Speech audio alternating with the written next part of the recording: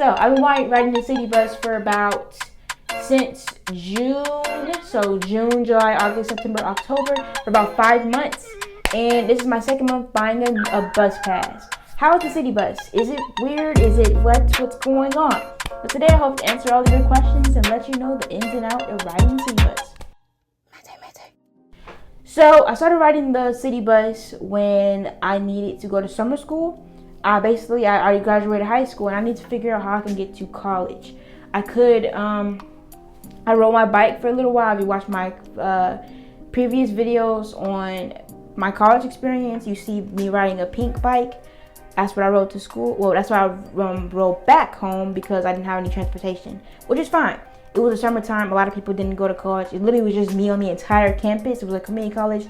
Literally, I was the only person on campus. Well, maybe like 2 other people, or LPN students, CNA students, or whatnot. But I low-key was like the main student. That's it. So everything was fine. I rode my bike back home, and I got a ride to school. I just brought the bike with me, and I took it out of the trunk, put it up against the wall, went to class, rode back home.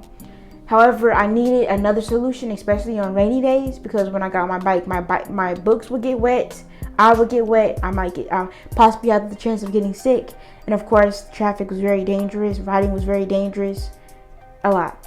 So my parents were telling me about looking into how to ride the city bus. I was seeing them, I noticed them, I didn't really understand what they were. I noticed them everywhere now.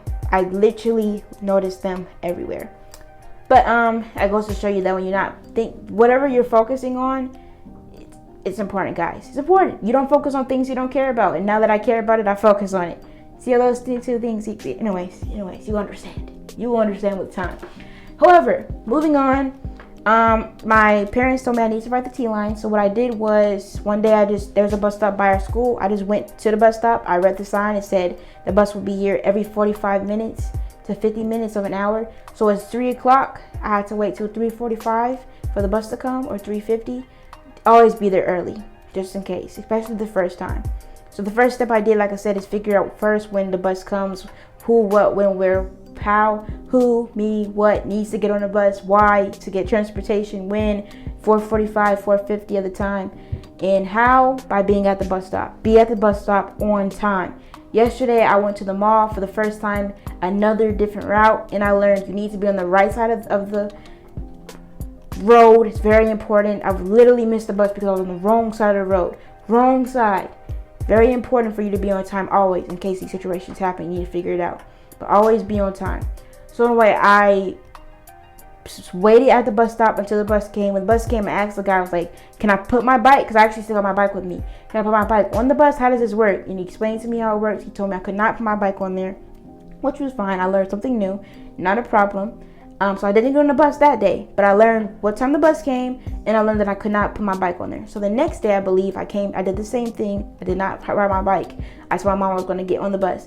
I told the guy again, how can I get on the bus? What do I have to do? And he told me it's $1 to get on the bus for students. So I put $1 into the thing. These buses down here, I'm in the South, are very old school. I don't know if you're somewhere else and it's different, but they're very old school. You cannot have Apple Cash or Bitmoji or Bitcoin or whatever you guys be using. You have to have cash on you.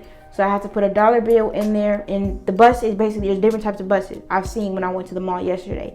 There's some that's like vans. There's some that's more high tech. But the one that I ride bus, the certain one I ride, there's seats that's kind of like when you're on a helicopter, or you see like when you're on those big jets or whatever, with military, you see like seeing the games like PUBG and what do you call the other one? PUBG and other military games you kids be playing. There's seats that's like this, that sit all along it. In the back there's just like van seats. And then there's other buses that just have van seats everywhere. And then there's other buses that mix between van seats in the front and then the sitting ones in the back. So it just depends. When you get on there's people in the bus. You just need to find an open seat, sit down. And then the bus is, depending on where you are, like I said, if they're high tech, it's different. But since I'm in the South, they're not very high tech. And it's not fun. If you sit in the back of the bus, you're going to feel everything in the back. You're going to feel everything in the back. But I prefer to sit in the back, especially if you just don't want people just staring at you when you sit in the front. You're just on your phone. You're just like, so yeah, I will talk about that too.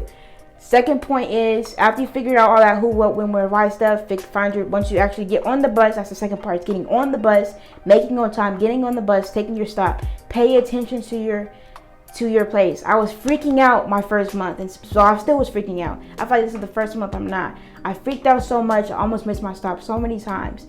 But if you want to learn how to ride the bus, I would recommend you to, if you can, stay on the bus the entire route to figure out where it goes and how it works. Just one day spend time to figure out how it works. I freaked out and I only would stop before I needed to get off the bus. So I would just yell out. I watched how other people did it, and they'll yell out, "Next stop!" The bus will stop, and then they'll get off the bus, and then that was it. Or they'll ask for a transfer when they get on the bus. They'll get off the bus and get on another bus at the bus transfer place. But if you can, just stay on the bus. Just figure out how it works. Figure out how far it goes. Where does it stop? Where do you live? Where you need to say, call out for it to stop, push buttons or pull things, whatever the case may be. For us, they don't listen to the buttons. You have to just yell out next stop, and then they'll stop the bus. So yeah, I called out. I watched. I just stayed on the bus until I started freaking out that I needed to get off, and then I told the guy next stop. I feel like everybody was watching me, so I got up. I almost flipped off the whole stairs, guys. The whole stairs. I almost flipped off the entire stairs. However, I'm good. I'm good today. I'm sure everybody forgot about it on the bus. I hope they did. But yeah, I made it off the bus, and then I walked my way home. Didn't get hit by a car, thank goodness. The way I live, it's on a state line situation, so cars are coming back and forth. But you know, you just gotta just take your time, breathe, take your time, make your way across the street. So I did, and I made it home. And I did that for about 2 months. I kept not saying next stop at the right time. I say it earlier and I have to walk. But I eventually got tired of that, and I had to learn to say next stop when I needed it. And when also I had my brother come outside before I'll text him and let him know that I'm about to come off, and he'll come outside and he'll walk me across the street. You know, just all safety, all fun. So that's how that worked out. So that's step 3, basically getting off the bus, figuring out next stop, and actually making it across to where you need to be. I would say step 4, like a bonus tip, if you can, go to the transfer station and figure out like where the bus situation is. They'll give you maps, they'll give you a bus pass. A bus pass is very, very, very cheap, especially if you're riding the bus often. Like yesterday when I wanted to go to the mall and I still don't have transportation. I'm saving up for a car currently, and I don't want to pay for gas. So that's the city bus is the best thing, next best thing. It's very cheap. Like I said, it's $20 for me for an entire month. I know I actually had a friend that was from Mexico. They have to literally pay to go to school, like high school and stuff. Like, it was different stuff. I know it's different in different countries and different parts of America as well. But for me, it's $20 for the entire month, and it can be prorated, which just means that if it's in the middle of the month, like today is October 4th, you won't pay $20 for the entire month because you missed 4 days. You'll pay like $18. They'll take a certain amount of money off because those days are already passed. So that's a bonus tip. Go to the bus station, buy you a bus pass, so you can just show them the bus pass when you get on the bus, and you don't have to worry about putting your bag down and trying to figure out your dollar, your change. If you don't want to do that, you can just show them the bus pass, take it out of your purse, show them, and just put it back and sit down. Make sure you keep up with your bus pass. Make sure you keep up with your things, and you always try your best to sit by people that look. I know appearances aren't always everything, but that they look safe. A mom with kids, a woman if you're a woman, a man if you want to sit by another man, or just kind of make sure you always have a seat that's, you know, not sitting by anyone. Make sure you can, because when it gets full and you can't pick between who you want, people are going to sit by you. So you need to make sure you sit by somebody that you're comfortable with if you can. So I always try to also sit by the front of the bus so I can easily get off if there's any situations where I need to just hurry up and get off, or I need to you know, not trip over the stairs when I'm trying to hurry up and get off.